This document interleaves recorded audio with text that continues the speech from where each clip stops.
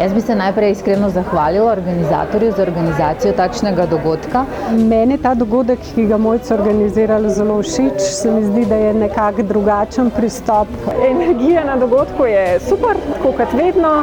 Všeč mi je ta dogodek, zato ker je dogodek kot tak izredno vključujoč. Mi je bil super dogodek zaradi tega, ker se mi zdi tudi lepo mi je bilo videti, koliko punc je bilo na dogodku, koliko žensk. Mislim, da ženske prinesemo neko svojo svežino, neko svojo energijo in mogoče tudi razbijemo te stereotipe.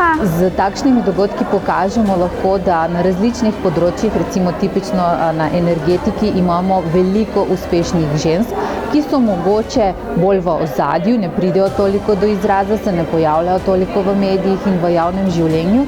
Tukaj pa vidimo, da obstajajo, da so uspešne.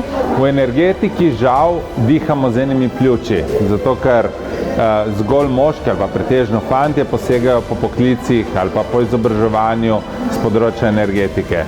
Dogodek ženske energetike je zato zelo pomemben, ker nam bo omogočil, da bomo tudi v naši branži lahko v bodoče zadihali z obemi pljuči.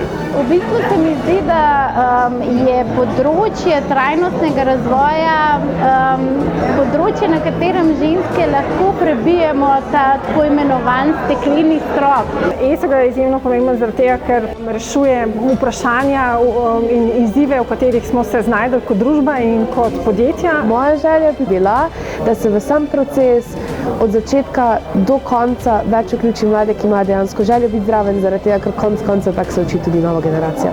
Mi smo tisti, ki moramo se potruditi, da mlade potegnemo k sebi in da jim damo neko priložnost, da lahko pokažejo, kaj so se naučili, kakšne so njihove apetite.